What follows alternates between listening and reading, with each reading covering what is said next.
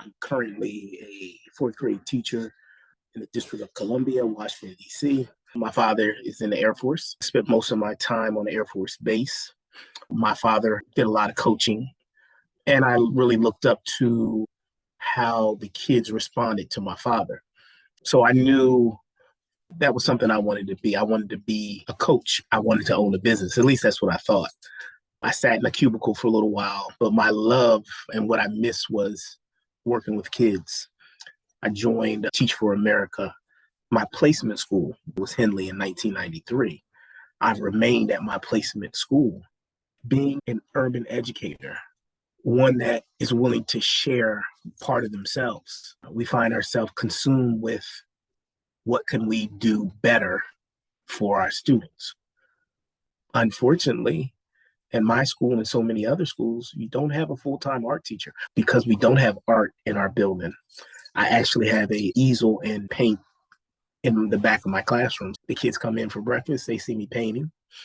I have purchased many easels because after testing, which drives almost every urban school, my focus will be paint, have fun, because we don't know who we have in that classroom.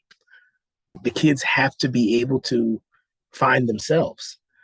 There's a lot of fixable items in that little checklist. A lot of things that we could fill in the check if we just sat and remembered what we loved about school, what we loved about public education.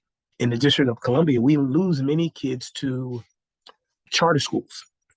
It's not because what they're teaching is better, but the kids have more opportunities for art, for electronics. It's a lot of things that they get to do that we've taken out of the system because we're more concerned about testing. Greatest moment is when a student leaves your school and with time comes back. For a student to pop up out of the blue and to see my current students look at these older kids. Sometimes I get that little tear, I get that knot in the throat. That's special. That makes it all worth it. Now, the flip side of that happiness, that joy of the students coming back, unfortunately, I've lost 15 students. I've lost 2 to overdoses and 13 gun violence. And when you get that phone call, you find yourself looking back, was there something I could have done differently?